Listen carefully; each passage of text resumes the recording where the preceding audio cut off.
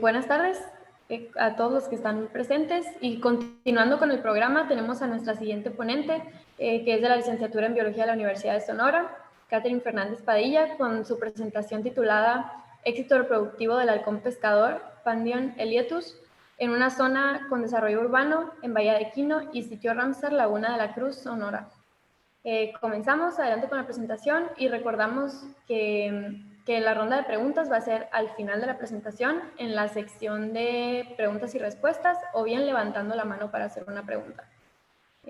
Adelante, gracias. Muchas gracias. Buenas tardes. Yo soy Catherine Fernández Padilla y vengo de la Universidad de Sonora en la licenciatura en Biología, y les voy a presentar sobre el éxito reproductivo del halcón pescador, Pandion elietus, en una zona de anidación con desarrollo urbano en Bahía de Quino y sitio Ramsar, Laguna de la Cruz, Sonora.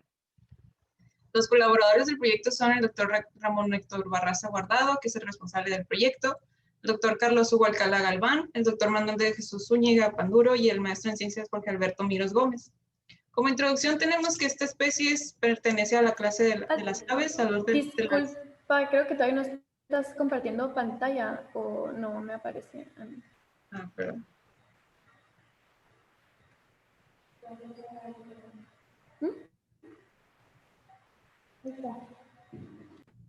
¿Ahí? Sí, se está cargando.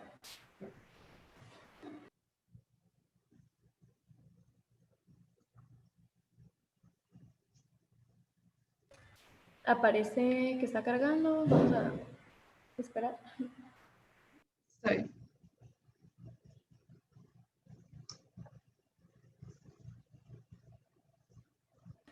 El tipo de situaciones que se dan en congresos virtuales.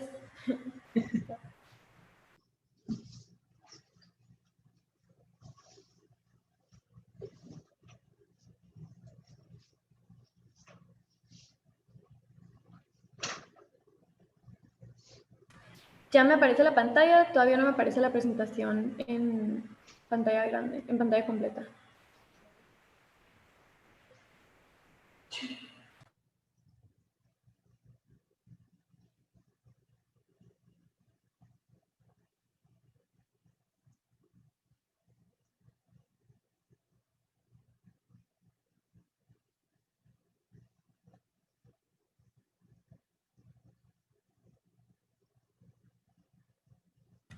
Listo, ya está en pantalla grande y todo. Ok, gracias. Comenzamos. Como introducción tenemos que esta especie pertenece a la clase de las aves en el orden Accipitiformes de la familia Pandionidae, y es el único género perteneciente a esta familia es Pandion, en la que cuenta con 5 subespecies, las que nosotros nos enfocamos únicamente en la subespecie carolinensis.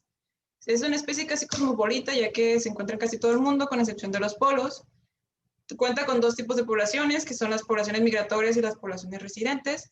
Las migratorias se encuentran más cercanas a los polos, mientras que las residentes son más cercanas al Ecuador. Se considera una especie centinela porque está en la cima de la cadena trófica acuática. Por lo tanto, es una especie capaz de acumular contaminantes en sus tejidos, y estos se utilizan para detectar algún tipo de riesgo. Según Leone Esparza en el 2015, el éxito reproductivo se basa en 2 factores, que es el sitio de anidación y la velocidad demográfica. Nosotros estudiamos la anidación en sitios con estructuras antropogénicas, como es el tendido eléctrico, y la velocidad demográfica de esta especie es lenta. En Bahía de Quino se realizaron censos durante las temporadas reproductivas para aumentar la información sobre esta zona, ya que existe limitada información o se desconocen sobre la cantidad de parejas anidantes en postes de tendido eléctrico, el grado de perturbación que están teniendo esta especie ante las actividades antropogénicas, además de la mortalidad tanto natural como por electrocución. Entonces se intentaba, perdón, con este estudio se aumentó la información sobre estos temas en esta zona en específico. Como antecedentes tenemos que las características morfológicas esta especie cuenta con un largo entre 43 a 56 centímetros, con una envergadura de 145 a 170 centímetros y un peso medio de 1 a 2 kilogramos. Las hembras tienden a tener mayores medidas que con respecto a los machos, pero estas diferencias son mínimas. Se caracteriza esta especie por tener una antifaz y una pechera de un plumaje en color más oscuro con respecto al resto del cuerpo. Y al vuelo, porque este plumaje oscuro también se presenta a la altura de las muñecas. Como comportamiento alimentario, Pandión se alimenta casi específicamente de peces, pero si hay una baja en la disponibilidad de alimentos, se puede alimentar de mamíferos, aves y reptiles pequeños. El éxito de caza, según Grow en el 77, depende del tiempo de los vuelos en nidos, la frecuencia con que realizan estos vuelos, la edad de las aves y además de los hábitos alimentarios de la presa y las condiciones de viento y mareas. La reproducción para las poblaciones migratorias es de abril a mayo y para las residentes es desde diciembre hasta julio. Los sitios de anidación naturales son los acantilados, los árboles, los arbustos y las cactáceas, en algunos casos hasta el nivel del suelo en algunas islas. Y en estructuras artificiales tenemos en los postes de tendido eléctrico y telefónicos, además de las torres eléctricas. Los nidos son de diversos materiales, pueden ser algas secas, ramas o inclusive huesos de otras aves pequeñas, pero también se han encontrado basura o desechos humanos como son las botellas de plástico, las redes de pesca, entre otros. Generalmente tienen una puesta por estación, pero pueden tener dos si pierden la primera, una segunda puesta si pierden la primera después de 3 o 4 semanas. Las puestas son sincrónicas o asincrónicas dependiendo de las poblaciones que estemos hablando, ya sean migratorias o sean residentes. Las sincrónicas son las migratorias y las asincrónicas en las residentes.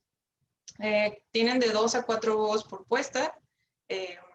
Su periodo de incubación es de 5 semanas y después de los 55 días después de la eclosión inician los vuelos. Los factores para el éxito reproductivo, según Castellano Vera y Ortega Rubio en el 95, se basan en 3 principalmente, que son las condiciones ambientales, que esto es la temperatura, la disponibilidad de alimentos, etcétera, el comportamiento de las parejas, que es la elección de las parejas, el cuidado con etapas del desarrollo, además de la construcción y el mantenimiento de los nidos, que es la elección de la zona anidada y los materiales para la construcción. También es muy importante el número de huevos, el número de huevos por nidada, las proporciones de eclosión, la sobrevivencia de los polluelos y el número de volantones que dejaron el nido. Los factores limitantes para el éxito reproductivo son el sitio de nidación adecuados, la disponibilidad del alimento, la capacidad de sustentabilidad que tenga el humedal, los cambios del hábitat, del grado de perturbación antropogénica. Las amenazas principales son la caza, la depredación, la destrucción de los nidos, la electrocución, la contaminación del hábitat y la reducción del alimento. Los conflictos, esta especie tiene conflictos con la industria y con los servicios públicos, como es las redes de telefonía, las redes de comunicación, que son, los servicios públicos son las redes de electricidad y las torres eléctricas, las redes de comunicación son las redes de telefonía, y el sistema de transporte serían principalmente las aeronaves con las que tienen impactos. Como justificación, tenemos que monitorear las poblaciones, es una herramienta para la conservación de las aves, y los monitoreos periódicos son para evaluar las respuestas de las poblaciones a las acciones que se están llevando a cabo de manejo.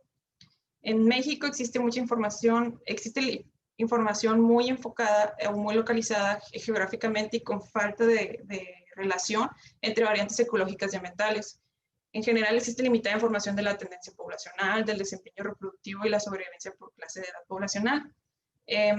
Existe mucha información sobre esta especie, pero específicamente en las poblaciones migratorias y muy poca información sobre las poblaciones residentes. Así que con este estudio se consiguió generar información sobre el desempeño reproductivo bajo las modificaciones antropogénicas por las que está pasando esta especie. Como hipótesis tenemos que el aumento de la población humana en la zona costera y su subsecuente desarrollo ha modificado el hábitat con presencia de estructuras artificiales que son usadas por el halcón pescador como sitio de anidación. Estas estructuras pueden resultar benéficas para la reproducción y la sobrevivencia de las crías, por lo que se plantea para este estudio que el establecimiento de los nidos de la población de Pandión aleto sobre infraestructura urbana puede contribuir positivamente a su éxito reproductivo. Como objetivo general es llevar a cabo un seguimiento durante la temporada reproductiva del halcón pescador en una zona con desarrollo urbano con la finalidad de determinar el éxito reproductivo de esta especie al utilizar principalmente la infraestructura del tendido eléctrico como sitio de anidación.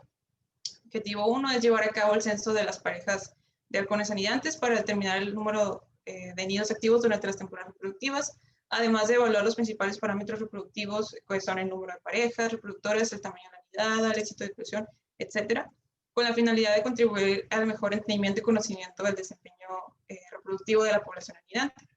Metodología, tenemos aquí, esta fue nuestra área de estudio, en Valle de Quino y Laguna de la Cruz, Sonora. Las zonas que vemos aquí resaltadas, que son Playa Estela, Quino Nuevo, Quino Viejo, la Barra de Arena y la carretera Hermosillo-Valle de Quino, son los sitios donde anidaron donde anidó la población de Pandión, y fueron los que se monitorearon a lo largo de 3 temporadas. En Bahía de Quino, el sitio de anidación específicamente fue la línea costera, que esta abarca 14 kilómetros, mientras que en la laguna fue a los márgenes de la laguna, donde construyeron los nidos, y cuenta con una línea, con una franja costera de aproximadamente 40 kilómetros. La Laguna de la Cruz se alimentaba de escorrentías pluviales, pero estas fueron interrumpidas tras la construcción de la carretera Hermosillo-Bahía de Quino. Existe una separación entre la Bahía de Quino y la laguna por una barra de arena de 3.120 metros de longitud y una comunicación por una boca de 1.250 metros de ancho. Se identificaron los sitios de anidación actuales y se hizo un inventario. Esto es a través de GPS, se hizo un registro de localización de cada uno de los nidos. Y el estudio comprendió de tres temporadas, que fue el 2016 al 2019. Se hizo un seguimiento periódico de todos los nidos durante las temporadas reproductivas. Previos a las puestas se tomaron en cuenta el cortejo, la construcción del nido, la cópula, el inicio de la anidación. Posterior a las puestas fue el tamaño de la puesta, el tamaño de eclosiones, número de eclosiones, tamaño de la nidada, desarrollo de polluelos y volantones, además de la mortalidad de las diferentes etapas del desarrollo. Con polluelo me refiero a las crías que tienen un plumaje todavía, o sea, no tienen un plumaje desarrollado ni adulto, sino que cuentan con plumones, mientras que los volantones ya tienen un plumaje adulto y ya empiezan los primeros vuelos. Para el procesamiento de los datos y el seguimiento de los nidos, se hizo un registro fotográfico y videográfico desde 2 perspectivas. Al nivel del suelo fue para que cuando la pareja estaba en el proceso de reproducción y cuando los volantones ya estaban desarrollados y comenzaban sus primeros vuelos, ya que podían verse desde el nivel del suelo, mientras que cuando eran el registro del número de huevos y el número de polluelos, fue a través se grabó el interior del nido con una pértiga, un self-stick, y con un celular se grabó todo el interior del nido para conocer el número de huevos y de polluelos. Se determinaron los parámetros reproductivos. Estos son el tamaño promedio de la puesta, que es el total de huevos en nidos activos, el tamaño de la nidada, que fue el total de polluelos en nidos activos, la mortalidad, que es el total de polluelos muertos, la productividad promedio, que es el total de volantones en nidos con al menos un volantón, la productividad global, que es el total de volantones en el total de nidos, el éxito de eclosión, que es el total de polluelos con respecto al número de huevos, el éxito de volantón, que es el total de volantones con respecto al número de polluelos, el éxito de anidación, que es el total de nidos con al menos un volantón con respecto al total de los nidos, el éxito de reproducción, que es el total de volantones con respecto al número de huevos. Como resultados y discusiones obtuvimos que dentro del registro de los nidos y localización de los nidos, se obtuvieron un total de 33 nidos, de los cuales únicamente 22 estuvieron activos en al menos una temporada. Y aquí se puede ver gráficamente dónde está la localización de cada uno de los nidos. También se realizó un inventario de nidos que anidaron en estructuras naturales, específicamente en cardones, en la Laguna de la Cruz. El inventario se realizó en mayo del 2018 y en febrero de 2020. En total se registraron 35 nidos, pero únicamente estuvieron activos 2 en estas 2 temporadas. Por lo tanto, el registro comparativo entre el sitio natural y el sitio artificial de anidación fue menor en el natural con respecto al artificial.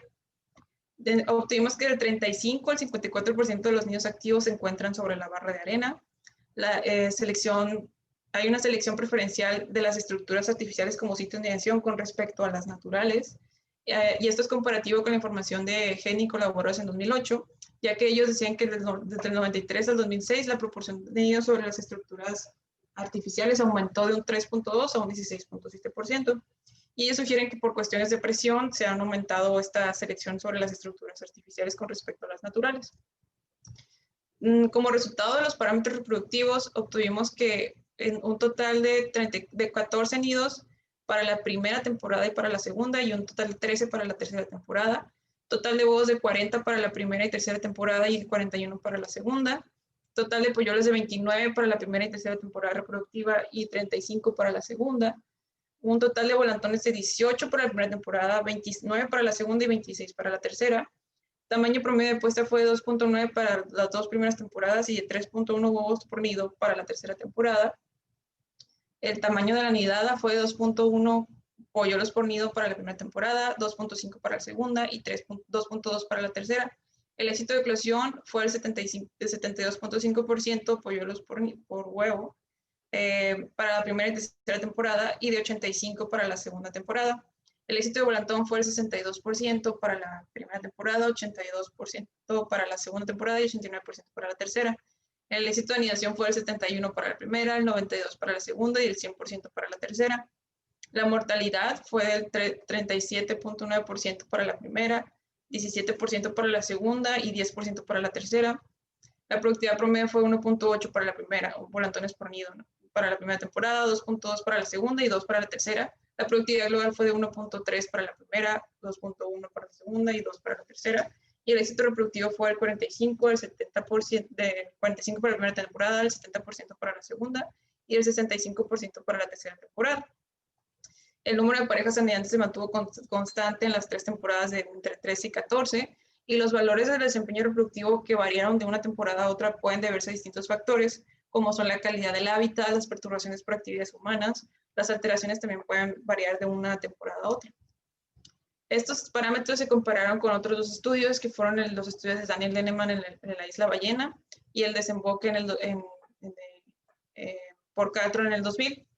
En general, los resultados de los parámetros fueron muy similares, resaltando principalmente la productividad global y el éxito reproductivo. Quiero mencionar que los resultados obtenidos en nuestra área de estudio, que se me veía aquí, ¿no?, fueron un poco mayores con respecto a los que se presentan en la Isla Ballena y en el desemboque, ya que la productividad global fue de 1.3 a 2.1 volantones por nido en nuestra zona de estudio, de 1 para la Isla Ballena y de 0.4 a 1.2 para el desemboque, mientras que el éxito reproductivo en nuestra zona de estudio fue del 45 al 71%, del 35% en la Isla Ballena y del 16 al 45% para el desemboque. También se hizo un estudio del desempeño reproductivo de acuerdo al tamaño de puesta, que con tamaño de puesta me refiero al número de huevos que se presentan en cada uno de los nidos, o sea, va de 1 a 4. Aquí los valores que más frecuentes o más se presentaron fueron las puestas de 3 huevos, y son muy comparables fueron los que más frecuentes con respecto a los totales. Por ejemplo, en la primera temporada tuvimos que de los 14 nidos activos, 11 tuvieron una puesta de 3 huevos. En la segunda temporada, de los 14 nidos activos, 13 tuvieron una puesta de 3 huevos. Y para la tercera temporada, de los 13 nidos activos, 12 tuvieron una puesta de 3 huevos. Aquí se presentan valores del éxito reproductivo en la puesta de 3 huevos muy similares a los totales. En la primera temporada es alrededor del 45%, en la segunda temporada alrededor del 70% y en la tercera temporada alrededor del 60%. En general, las puestas de gran tamaño generan un mayor estrés en las parejas, por lo tanto un mayor esfuerzo y una mayor mortalidad de los polluelos. Únicamente se presentó un huevo en una temporada, que fue en la primera temporada, la 2016-2017. El tamaño de puesta de 2 huevos y de 4 huevos fue el menos frecuente, ya que se presentaron únicamente en 2 temporadas. Y el de 3 huevos fue el más frecuente y con valores de éxito reproductivo mucho más cercanos a los totales.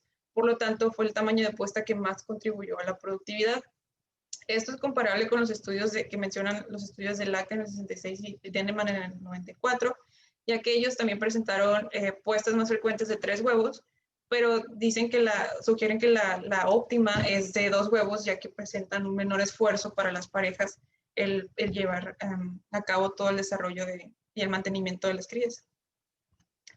Los meses de puesta y productividad también fueron monitoreados. Esto quiere decir que se vio, según el mes en que ponían los huevos, cómo variaba la productividad. Para el mes de enero, en la primera temporada, la productividad fue de 1.4. Con productividad me refiero al número de volantones observados con respecto al total de nidos. Para marzo, tenemos que la productividad fue de 0.5. En la segunda temporada, las puestas fueron en enero y febrero, con una productividad de 2.2 para enero y 1.8 para febrero.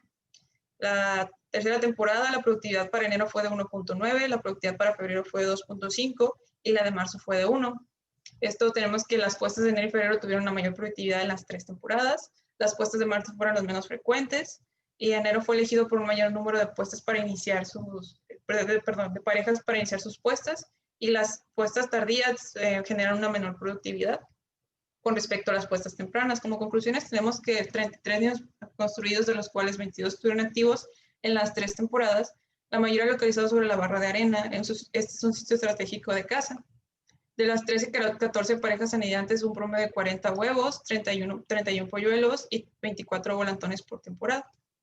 El tamaño promedio de la puesta varió de 2.9 a 3.1 huevos por nido, y de la nidada fue de 2.1 a 2.5 pollos por nido. La puesta más frecuente fue la de 3 huevos por nido. El éxito de eclosión varió del 72 al 85%, el éxito de volantón del 62 al 89%, el éxito de anidación del 71 al 100%, la mortalidad del 10 al 38%. La productividad promedio obtenida de la colonia fue alrededor de 2 volantones por nido, y el éxito reproductivo varió del 45 al 70%. Las poblaciones anidantes en Valle de Aquino fueron exitosas y no pareció haberse afectada al anidar en una zona urbana. El periodo de puesta fue de enero a marzo, sin embargo, las parejas con las puestas realizadas en enero y febrero produjeron un mayor número de volantones por nido con respecto a las de marzo. Como recomendaciones, tenemos que evaluar las relaciones interespecíficas y funcionamiento ecológico, continuar con monitoreo sobre los parámetros poblacionales, realizar un seguimiento sobre la supervivencia de los volantones posterior a dejar el nido, reponer y colocar nuevas plataformas de anidación con el tendido eléctrico, evaluar el efecto de las actividades humanas sobre la supervivencia durante la anidación y crianza, evaluar el ámbito hogareño de la tasa de cambio poblacional y movimientos estacionales, involucrar otros sitios de estudio en la región del desarrollo urbano o suburbano. Quiero agradecer a estas instituciones y personal por la realización de este proyecto, y a ustedes muchas gracias por su atención.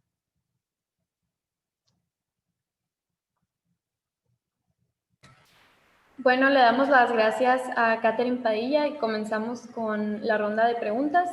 Como les comenté ahorita, puede ser levantando la mano para hacer una pregunta o por la sección de preguntas y respuestas. Esperamos aquí tengo una. Ok, pregunta Susana Guerra Martínez. Si se eliminara el sitio artificial donde ponen sus nidos, ¿qué pasaría? Si ahí hay más nivel de nidos. Pues actualmente, ellos tienen sitio natural, los cardones están ahí, no se han eliminado cardones, nada. El sitio natural está disponible para ellos, y aún así prefieren estructuras artificiales. Esto puede deberse a perturbaciones que está sufriendo en sus sitios naturales. Entonces, inclusive en las estructuras artificiales que son en tendido eléctrico, están expuestas a electrocución, por ejemplo. Entonces, se han creado plataformas sobre el tendido eléctrico para darle un margen de seguridad a la anidación. Entonces, si se eliminan los sitios artificiales, pues que serían todo el tendido eléctrico, pero también si eliminas a la población o a la perturbación que le está impulsando a trasladarse a los sitios artificiales, pues supongo que volverían a los naturales, pero hay más factores que están involucrados, o sea, porque los sitios naturales ahí están disponibles para ellos, pero aún así eligen estructuras artificiales, posiblemente porque le brindan una mayor seguridad ante alguna perturbación que están sufriendo. Muchas gracias. Aquí tenemos otra pregunta de Juan Pablo Córdoba. Felicidades por tu trabajo, dice. Una pregunta. ¿El águila pescadora prefiere reciclar nidos abandonados o construir los propios desde cero? Gracias. Sí, siempre la pareja vuelve a utilizar el mismo nido que utilizó en temporadas anteriores.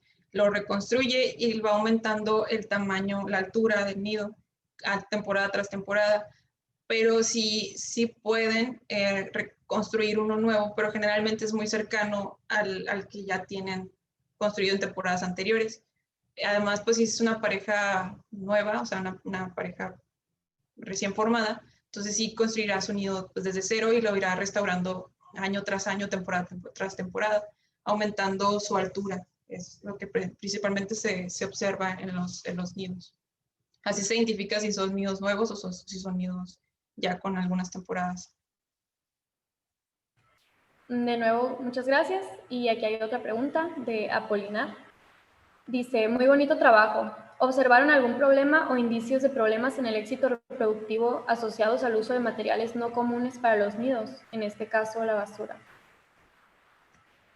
Pues en general en el éxito reproductivo en valores totales, o sea, no se identificó un factor en específico, pero en las parejas sí se observaba de que mientras iban a pescar, las redes de pesca que utilizaban para la construcción de sus nidos, sí se enredaban en las patas del ave, pues sí afecta lo que es a la hora de la caza, ¿no? Del animal.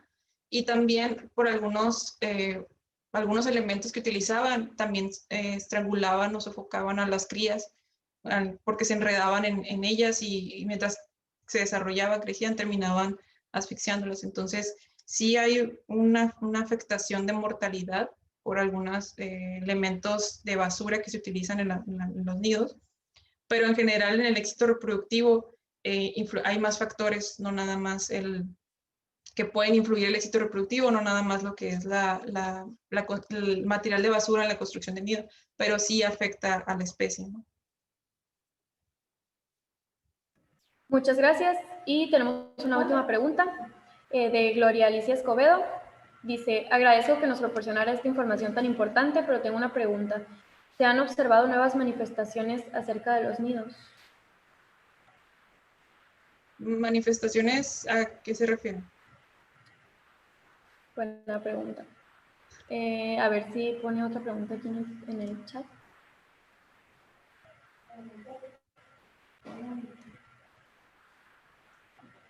Porque, o sea, si se refiere a otro registro, si se ha llevado a cabo otro registro. O algún problema en los nidos, no sé. En nuevos descubrimientos. Supongo que registro, ¿no? O sea, nuevos nidos sí, temporada tras temporada sí van Sí, nuevos nidos. modificando el número de nidos, por ejemplo, de nidos activos, ¿no? Porque en las primeras 2 temporadas tuvimos 14 nidos activos y en la tercera tuvimos 13 activos. Entonces, en cuestión de actividad, pues sí se ha visto modificación, ¿no? De temporada tras temporada. A veces hay 14 parejas, a veces hay 13 y va variando según la temporada en la que se está monitoreando. Pero en cuestiones de construcción de nidos, pues se mantiene, como mencioné, se mantiene constante más o menos según el número de parejas porque ellas reconstruyen el mismo nido cada año. Pero sí ha habido una modificación en cuanto a las parejas. También puede verse a que en una temporada un integrante de la pareja murió y ya no pudo volver a la siguiente temporada, a la reproducción. Puede ser un factor, pero sí ha habido cambios de uno o dos nidos por temporada de activos los que antes estaban activos y ahora están inactivos, o parejas reproductoras, mejor dicho. Pues muchas gracias, tanto por la plática como por contestar la ronda de preguntas. Y cordialmente nos despedimos de Catherine Fernández Padilla. Le damos las gracias de nuevo y se le hace entrega de su diploma digital, el cual también se le enviará a su correo. Muchas gracias. El diploma digital. Gracias. Muchas gracias de nuevo. Y a continuación vamos a proceder con un pequeño receso y nos vemos ahorita a la 1:10 para finalizar el primer día del Congreso Estudiantil con una rifa virtual. No se lo pierdan. Aquí los esperamos. Y muchas gracias, Catherine Fernández. Gracias.